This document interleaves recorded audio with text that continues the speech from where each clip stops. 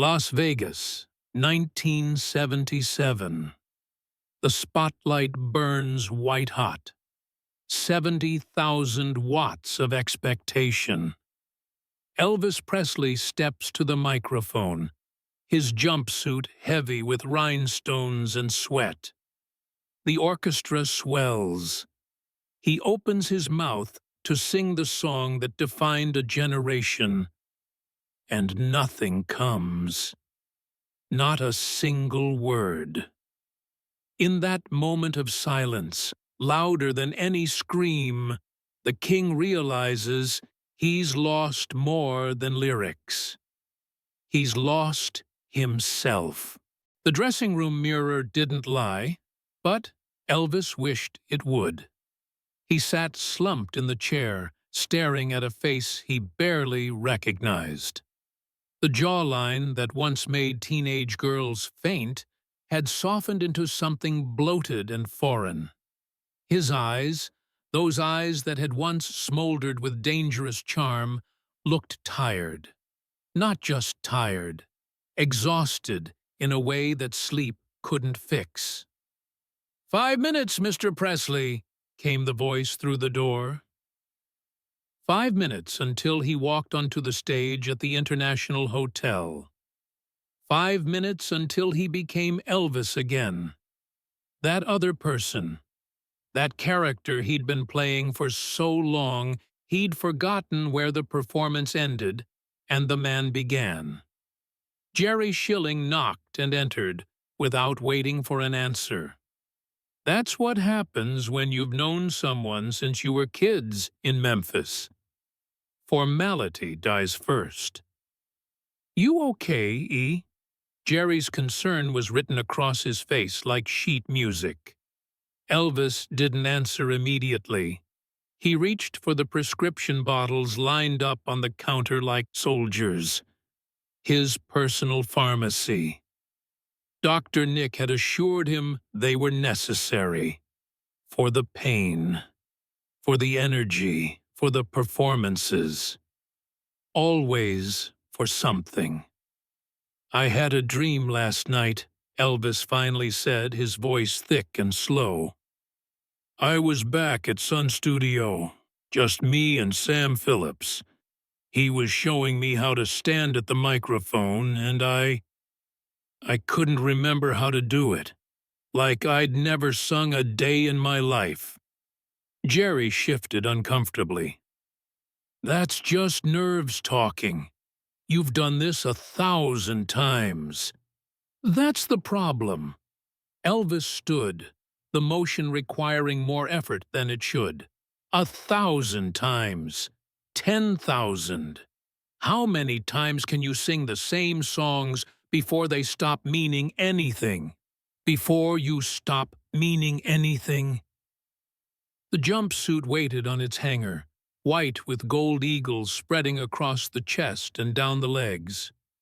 He'd designed it himself, or at least approved the design. Now it looked like a costume from someone else's life.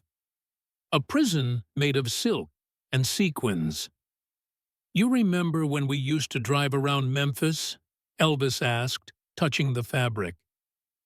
Just drive, listening to the radio, eating cheeseburgers, nobody knowing who we were? You were already famous by then, E. But I wasn't this. He gestured at everything, the room, the suit, the bottles, the whole suffocating apparatus of his life. I was still me, still that kid who loved music because it made him feel something. Now I feel like I'm watching myself from somewhere else, like I'm already a statue. The band started warming up. He could hear it through the walls, the rhythm section finding their groove, the horns testing their range. His band, good musicians who'd become servants to his legend. They're playing our song, Jerry tried to joke. Elvis looked at him with something like pity. That's just it, Jerry. I don't know if I have a song anymore. I've got hits. I've got classics. I've got a whole catalog of songs that belong to everybody else now. But mine? I don't know if I remember what that sounds like." He picked up the set list, the same rotation of songs he'd been performing for months. Each one a proven crowd pleaser. Each one scientifically calibrated to give the audience what they expected, what they paid for, what they demanded. His finger stopped on one title, My Way. It was a relatively new addition to his repertoire, but it had become his closing number. The song was supposed to be autobiographical, a celebration of individuality, of living life on your own terms. Every night, he belted it out while the audience wept and cheered. Every night, it felt like a lie. "2 minutes, Mr. Presley." Elvis closed his eyes and tried to remember who he'd been before all this. Before the Colonel. Before Hollywood. Before the comebacks and the spectacles. There had been a moment, he was sure of it, when singing had been pure. When it had been about the music and not the machinery. He couldn't find it. "Let's go," he said, standing. The king was ready for his throne. The walk from dressing room to stage was exactly 73 steps. Elvis had counted them enough times to know. The corridor hummed with pre-show energy. Stagehands rushed past, carrying equipment. The sweet inspirations, his backup singers, vocalized in harmony somewhere nearby. Everything moved with the precision of a well-oiled machine, and Elvis was the component everyone depended on. Priscilla used to tell him he was like two different people. There was Elvis Presley, the performer, and there was Elvis Aaron Presley, the man. The space between those two identities had once been paper thin. Now it felt like an ocean. "Boss!"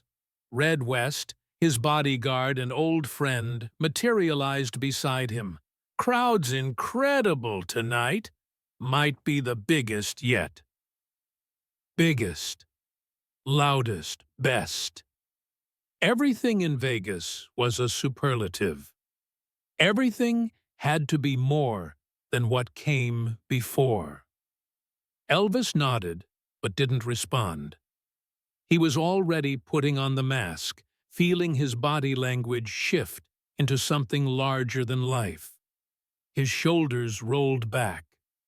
His walk gained swagger.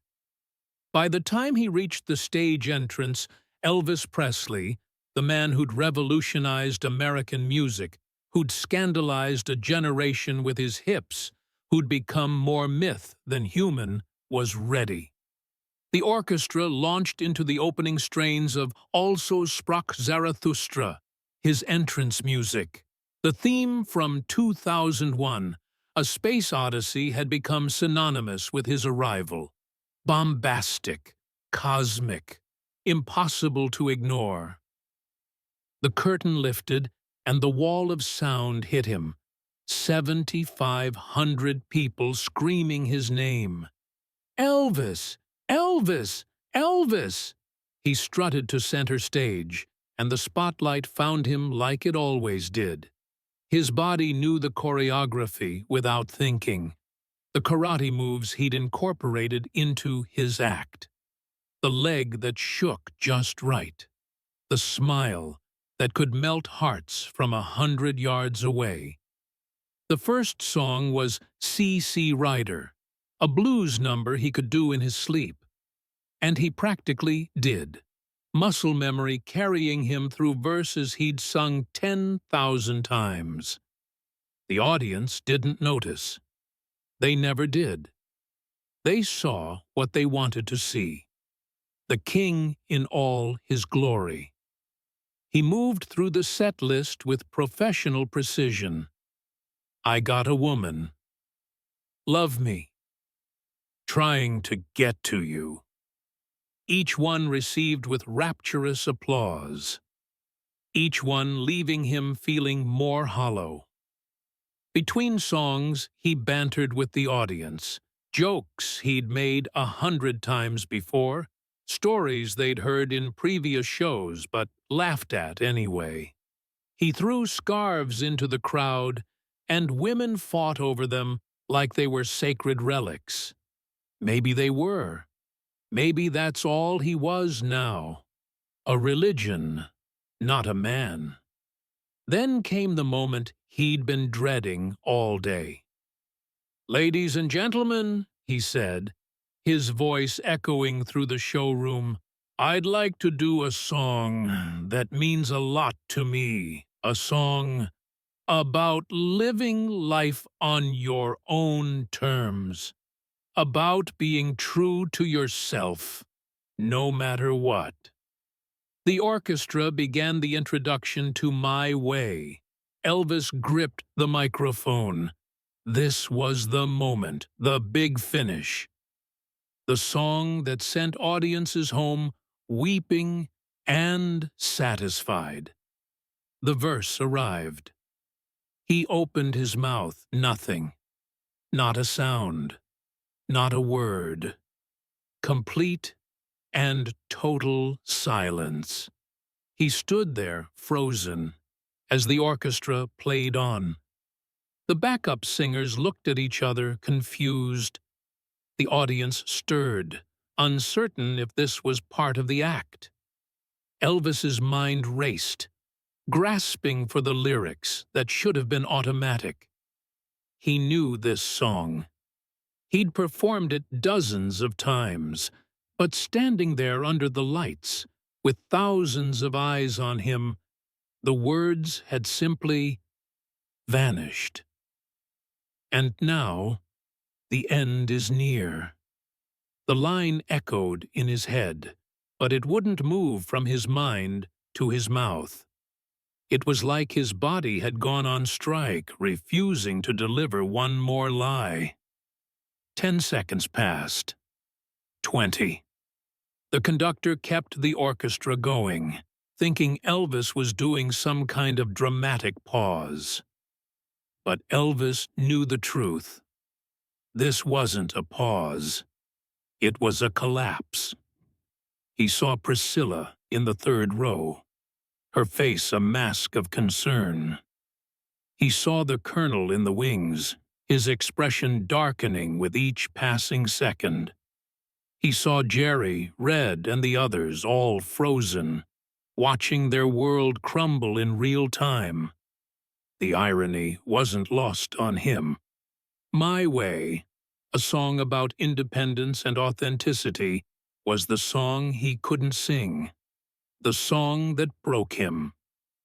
Finally, mercifully, he turned to the band and waved them off. The music stopped. "Ladies and gentlemen," he said, his voice thick with something that might have been tears or might have been relief, "I apologize. I can't do this tonight." And with that, Elvis Presley walked off stage for the first time in his career without finishing a show. The dressing room had become a war room. Colonel Tom Parker paced like a caged animal, his face purple with rage. 30 years, he screamed. 30 years I've managed you, and you've never walked off a stage. Elvis sat in the same chair he'd occupied before the show, but everything had changed. The mask was off. The king had abdicated, and all that remained was a 42-year-old man who was tired beyond words. "They paid good money," the colonel continued. "Do you know what this will do to ticket sales? To your reputation? We have contracts, Elvis. Legal obligations." "I don't care about the contracts." Elvis's voice was quiet, but firm. The room fell silent. In 3 decades, he'd never said those words.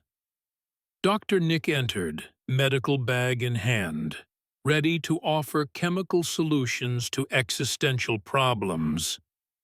But Elvis waved him away. "Not tonight, Doc. Not anymore." Jerry Schilling cleared his throat. "E, what happened out there? Was it the medication? Are you sick?" "I'm not sick, Jerry." Elvis looked up at his oldest friend. "Or maybe I am. Maybe I've been sick for a long time, and I'm just now realizing it."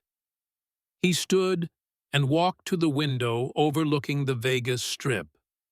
The neon jungle stretched endlessly, casinos and showrooms, each one promising escape while delivering captivity. "I was standing there," Elvis said, "about to sing a song about doing things my way. And I suddenly realized, when's the last time I did anything my way?" The Colonel sputtered. "Everything you have is because of the way we've done things." "Everything I have," Elvis echoed. "But what about everything I've lost? My marriage. My daughter barely knows me. I can't even walk down a street without causing a riot. I live in hotel rooms and recording studios and stages." "That's not a life, Colonel. That's a performance." "That's show business," Parker shot back. "No," Elvis said firmly. "Show business is what you do. It's not supposed to be what you are." He turned to face the room, this collection of people who depended on him, who'd built their lives around managing and maintaining the Elvis Presley machine. "I was 17 years old when I walked into Sun's studio," he continued. "I had $40 and a dream to make a record for my mama's birthday. Sam Phillips heard something in me, something raw and real, something mine, and somewhere between that kid and this," he gestured at his elaborate costume, "I lost it." "You became the biggest star in the world," the Colonel protested. "I became a product. There's a difference." Priscilla appeared in the doorway. They'd been divorced for 5 years, but she still came to his shows when she could, worried about him in ways that transcended their failed marriage. "Can we have a minute?" she asked the room. The Colonel looked like he wanted to argue, but even he knew better than to refuse Priscilla. The entourage filed out, leaving them alone. She sat beside him, not touching, but present in that way only she could be. "I'm scared, Scylla," he admitted. "I don't know who I am without all this. I've been Elvis Presley for so long, I don't remember how to be anything else." "Then maybe it's time to remember," she said softly.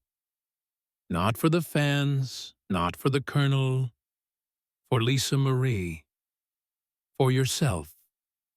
He thought about his daughter, 9 years old and growing up with a father who was more legend than Dad. What was he teaching her? That success meant sacrificing everything else? That you should let others shape you into whatever they needed you to be? "I used to sneak out of Graceland," Elvis said suddenly. "Did you know that? After we got married. I'd dress in regular clothes, put on sunglasses, and just drive. Sometimes I'd stop at a diner and sit at the counter, and if I was lucky, nobody would recognize me. I could just be a guy having coffee." "What stopped you?" "I don't know. It got harder to hide. The Colonel found out and threw a fit about security. And eventually, he trailed off. Eventually, I think I forgot why I was hiding in the first place. Forgot that there was supposed to be someone worth hiding, under all the fame. Priscilla took his hand. That person is still there, Elvis. He's just buried under years of other people's expectations. How do I find him again? The same way you did tonight. By stopping when it doesn't feel right. By saying no to things that aren't serving you. By remembering that you're allowed to change your mind about the life you're living. Through the door, they could hear the colonel arguing with the hotel management, probably trying to minimize the damage, spin the story, control the narrative. That's what he did. Control things. And Elvis had let him. For 30 years, he'd let everyone else make decisions about his life. "I'm going home," Elvis said suddenly. "Back to Memphis, back to Graceland." "And then what?" "I don't know. Maybe that's okay. Maybe not knowing is better than pretending I have all the answers." He looked at his reflection.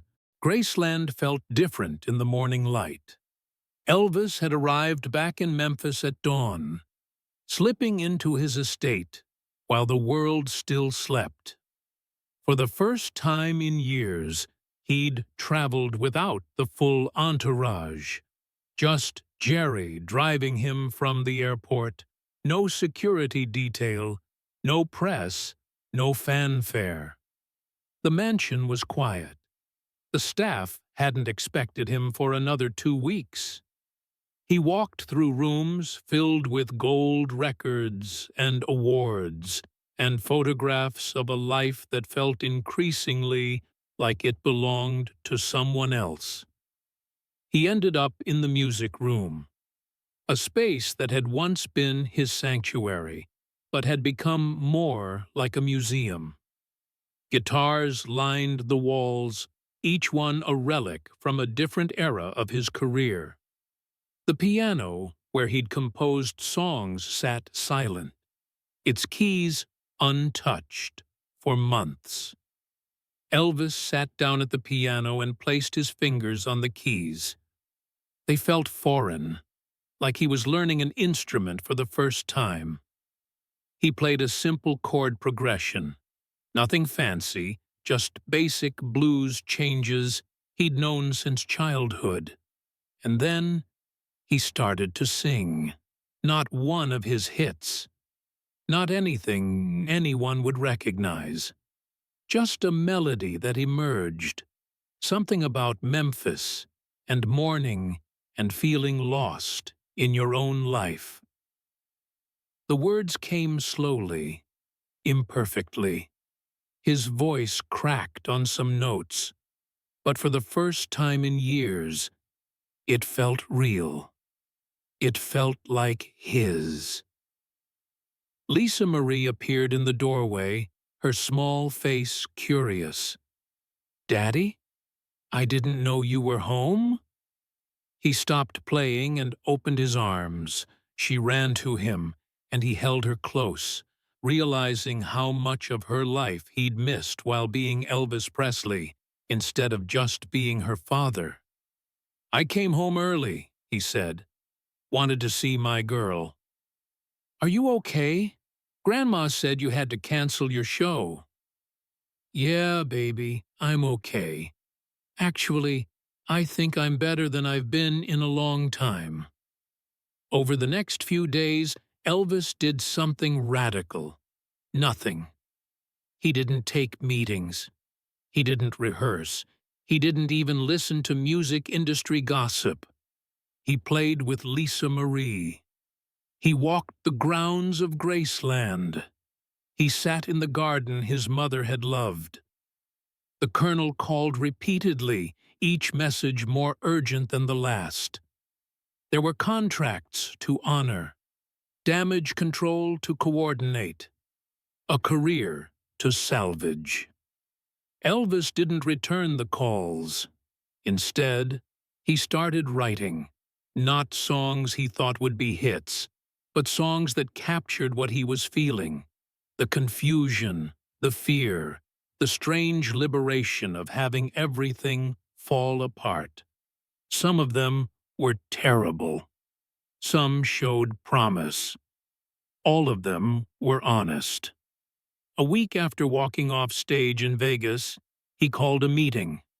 Not with the Colonel, but with musicians he'd admired from afar. People who'd maintained artistic integrity while navigating the industry. They gathered at Graceland, suspicious but curious. "I need to learn how to do this differently," Elvis told them.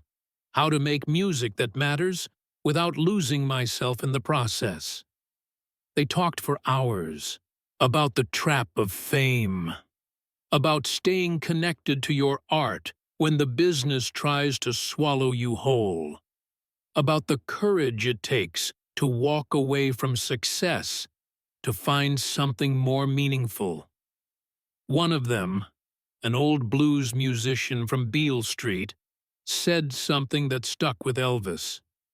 "The difference between a job and a calling is whether you'd do it even if nobody was watching. You gotta ask yourself, Elvis, would you still make music if there was no audience, no money, no fame?" Elvis thought about it, really thought about it. And slowly, carefully, he realized the answer was yes. Somewhere under all the layers of expectation and performance, he still loved music. He just had to find a way back to it on his own terms. The next day, he finally called the Colonel. "We need to renegotiate," Elvis said. "Renegotiate what?" "Everything. How we work, what I perform, how much control you have, all of it." There was a long silence. Then, "You can't be serious." "I've never been more serious in my life. I'm not walking away from music, Colonel, but I'm walking away from being someone I don't recognize. You can work with me on that, or you can work with someone else." It was the first time in 30 years he'd drawn that line. The Colonel tried to argue, to cajole, to threaten. But Elvis had found something in that moment of silence on stage in Vegas. A boundary. A sense of self he'd lost decades ago. "I'll send you a proposal," Elvis said. "New terms, new approach. Take it or leave it." He hung up before Parker could respond. That afternoon, Elvis went back to the piano. Lisa Marie sat beside him on the bench, watching her father with wide eyes. "What are you writing, Daddy?" "A song about finding your way back to yourself," he said. "Want to help me with the chorus?" Together, they worked on the melody, a simple tune about wrong turns and second chances, and the courage to start over. It wasn't sophisticated. It wouldn't win any awards. But it was real. And for Elvis, that was enough. As the sun set over Graceland, casting long shadows at Kikas, Elvis walked off that Vegas stage in 1977 and never came back. Not the same way, at least. He spent his final months rediscovering what made him pick up a guitar in the first place. The pure, unfiltered joy of making music. Not for the crowd, not for the Colonel, for himself. What moment made you forget your own way? Drop a comment, and let's talk about finding it again. Because sometimes the bravest thing you can do is stop performing the life everyone expects and start living the one that's actually yours.